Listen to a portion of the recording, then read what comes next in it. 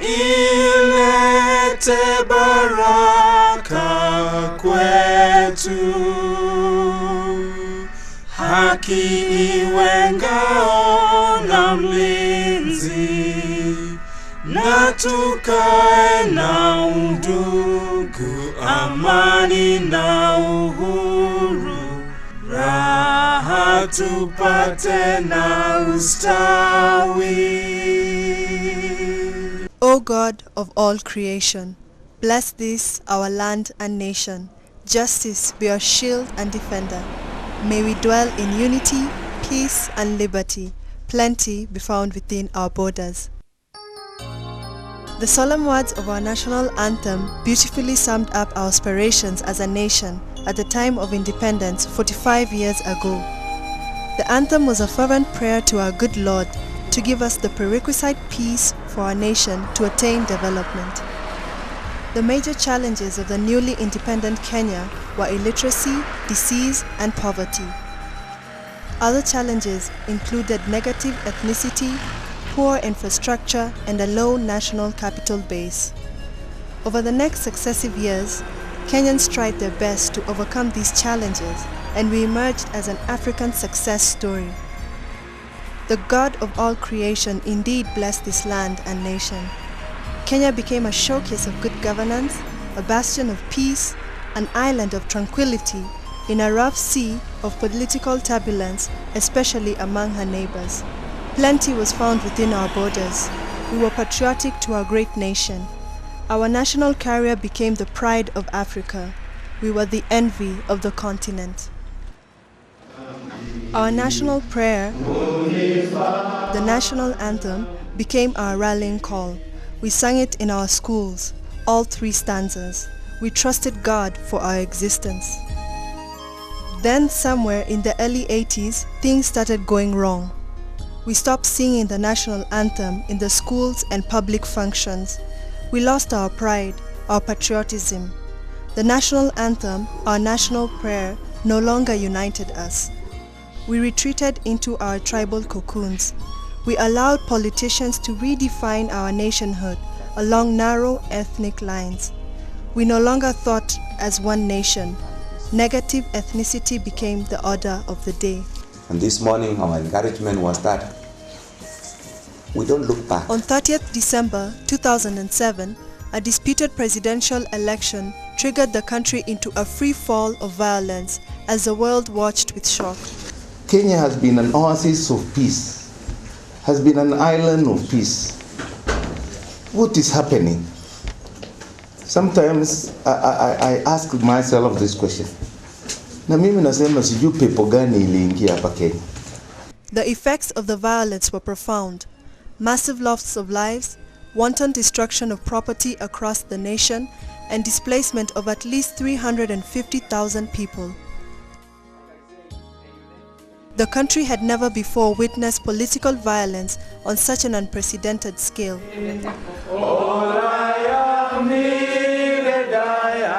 The church in Kenya was not spared either. Big cracks emerged into the leadership of many churches in the country, even long before the elections were conducted. The clergy took divergent stands on various political issues which were before Kenyans. Many of them put aside their calling and rallied their flock behind their favorite political parties. And therefore, number 2, the role of the clergy as leaders was never felt at all. If it was, then it was to the negative. The effect of this was predictable. The church could not speak with one voice anymore. The questions came from all corners, fast and furious. What went wrong? Up to this point, I don't know, I cannot answer the question why, of all times in Kenya, the elections in the year 2007 attracted so many pastors like I don't know any other time before. How did we get here? Why did we get to where we are? What happened to our conscience? But it is true that when we should have probably got united and became of one mind and be able to say something together, we were not able to do so. And each church tended to work separately and provisionally in our own corner and the rest. And we didn't see this until much later when the results were out. And this is why we said, let's come together and see what we can do. It is against this backdrop that a few retired senior clergy came together with a view to praying together for the nation, sharing their experiences and concerns at the prevailing circumstances, and seeking a way of bringing unity into the church that was under threat of being torn asunder. These faithful servants of God put their heads together and worked tirelessly behind the scenes to get the newly elected government to act and contain the unfolding mayhem. And as a judge leader from this region, I want to say this forum adds value to the engagements that all of us, all the Church of Jesus Christ has been through during the post-election violence of last year to date. Their coming together gave birth to the Senior Clergy Consultative Forum, also known by its acronym, the SCCF. We call it ourselves consultative, a consultation rather than anything else. It is not intended that this will be a permanent body, although we shall expect the Holy Spirit to lead us. It is a body to consult and to be able to consult with each other. Again, it's not another body to go parallel with what is going on, but rather to support and to supplement that what is being done in the church. The SCCF is a fellowship of retired and serving senior clergy. Its members are drawn from the Roman Catholic, Anglican, Baptist, Evangelical, Methodist, Reformed, and Presbyterian churches of Kenya. The Rift Valley province was one of the hotbeds of the political violence. The senior clergy extensively toured this area and appealed to the local communities for calm. And the neighbor next to the institution, by the name Muchemi, he had his own coffee farm and also a factory for the coffee. And everything was smashed down and it was destroyed. I wanted to say the community there invited Muchemi. They built a house for him and he went back, although he is living in town, and he has harvested coffee. Eldoret town in the Rift Valley province bore the brunt of the political violence.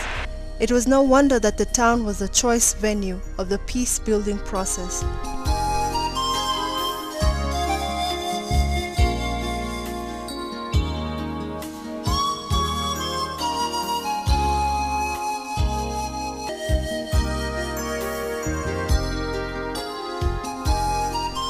The cool and serene ambience of the St. John's Pastoral Center of the Catholic Diocese of Eldoret provided the perfect environment for the discussions and prayers.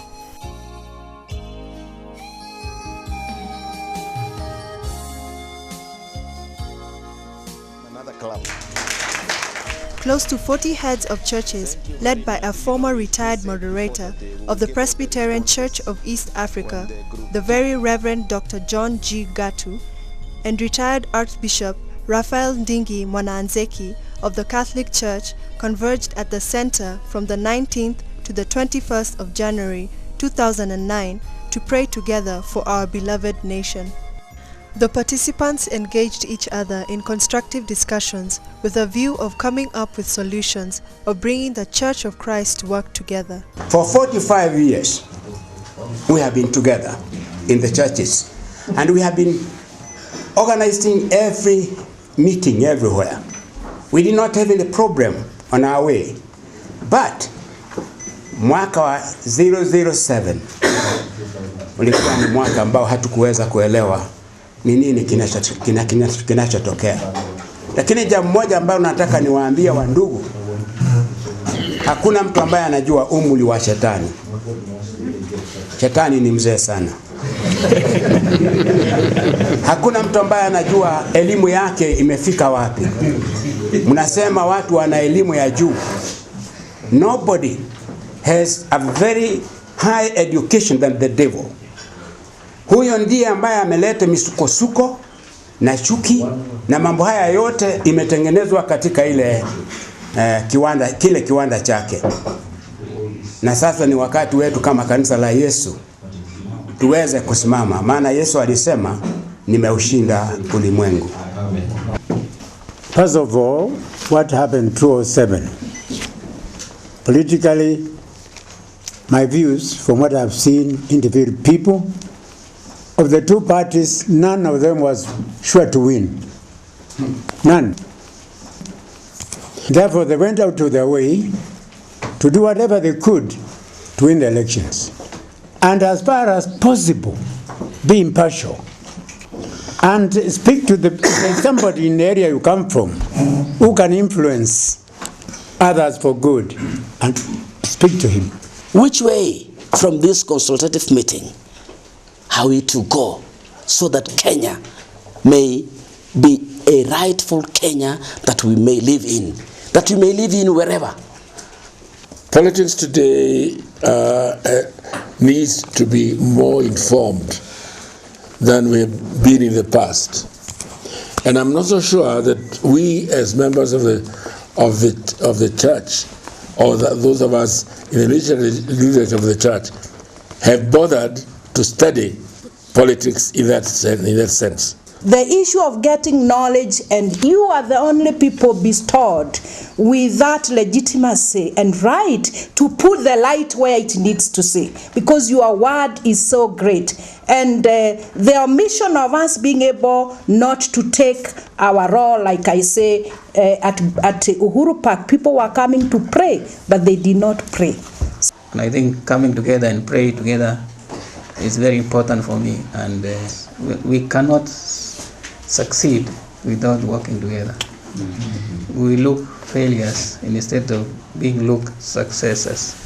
The theme of the conference was strengthening one another, and it was based on Luke 22:31-32. One of the things we need to stop to do, which counters our strengthening one another, is blame. And it looks like even some pastors are afraid of coming to such a forum. As communities fought each other, we lost faith in each other. And if we want the healing process to begin, I think it would be nice so that every deliberations that we have done here, it be sent to Sayari to bring accurate reconciliation to our people, especially in North Rift that was actually affected, and part of South Rift and even the Central Rift, which is actually Nakuru. I'm sure we all gathered here because we are seeking healing. We are seeking healing, which begins with forgiveness. And I looked at the word forgive. It means to loosen, to set free from debt. Msamaha kwa Mungu through the love. God loved the world. Na upendo, Biblia nasema anasabua wengine kuliko yeye. Upendo uvumilia. Upendo huamini yote. Upendo na sujudu. When we forgive, even if there is no response immediately, then ni kwa yule ambaye umemsamehe. Then ni kwake. The person who was wrong to you, you must personally open your mouth and say, listen, I have forgiven you. If you keep it in your heart, if something has happened, don't claim and say, oh, I knew that I had forgiven him. It must be communicated so that it will offloaded from you. The clergy was unanimous in extolling the spirit of reconciliation and forgiveness so that the nation can heal. After 3 days of prayer and deep consultation, the senior clergy came up with strategies and a profound proclamation summed up as follows. Is there real hope that Kenyans can live an abundant and full life? We, the Senior Clergy Consultative Forum, We, the Senior Clergy Consultative Forum, and the other churches, we confess that we have been silent when we should have spoken out over issues affecting this nation. The communities living in the Rift Valley and indeed the Greater Kenya now have a real solid hope of peace for the future. A people united in their diversity, an abundant life as God intended it to be, a people that live together in harmony, and a nation that walks in the fear of God. The SCCF technical team then interviewed some of the members of the clergy who attended and participated in the conference. What message do you want to give to the clergy and also to Kenyans as general? Kenyans as general, to see what is it that we are trying to achieve and how can we do it. What part can they play in this? Whatever part they can play in this, come forward and be a part of what they are doing, or send us the message which we can study, so that when we issue make statement in future, we include their views and state this is from the ordinary people, this is from the media, and it's a good point. We are including them in our communications. Yes. Why did you call us to Eldoret? Why not any other town? If you can see the IDPs that were here in the showground, is the highest number of people. That is, you can see, you can imagine that there were Kikuyus, there were Kisis, there were Luyas, and the area is so cosmopolitan. And it's a town that is growing very fast. So we want to have this as an entry point where we can be able to chart our way forward together. Perhaps in closing, your final comments, what message can you give to the Kenyan people? Elections should not tear our country down. And let us not allow the devil to play his dirty tricks. 2, we are asking the clergy, to be ready over eventualities, to mitigate, some conflicts. When you see that the Kalenjin and Kikuyus are in conflict, please don't wait, but be of help to reduce that kind of issues. What role do you think the media can play in this initiative? I think it's good for people to know that we are not doing this privately or in secret. It is something that we are all concerned. And I think it is good for some people to know that the church is not quiet. As many times people have said that the church is quiet. I think there will be a time when we need to communicate this to the rest of the country, that they may be able to realize that the church has not been quiet, it has been busy, although behind the scene. The Senior Clergy Consultative Forum is the first of its kind as far as we and the members of the clergy can see, that has brought all the denominations together. And have spoken in one voice. And I think that this is not only going to resolve the peace interruption that there has been, but even in the future. There's been a widespread suspicion among the clergy, among the politicians, and among the media houses. All those 3 institutions played a role in fueling the elections. After this meeting, how do you think an integration of those 3 institutions can be done? Well, a proclamation was just drafted in which the participants in this meeting thought that the way forward was to include each of those institutions, to make sure that they are in collaboration with church leaders and elected officials and other leaders that are in the community. So I think there's a need to involve all the stakeholders, both the media, because they played a role in it, the church, because they played a role in it, and the government as well. Maybe in closing, what word of advice will you give the Kenyans in general as to how to deal with issues such as the challenges we had after the post-election I'm not sure that my advice is specifically for Kenyans, because the longer that I live in this country and the more that I see the division that's here, I realize that it's not a Kenyan issue but a human issue. We all are sinful. We all have tendencies towards pride and divisiveness. That's seen in Kenya, that's seen in the country where I'm from in America, that's seen in many different places. And I think there's a need for us all to rise above our own selfish desires and to move towards a higher calling for humanity. So that's advice to Kenya as well as to my country and other countries, that we move past our own fears, our own struggles with people that we don't know or cultures that we don't know, and move towards a greater humanity. The organizers also gave their views about the conference.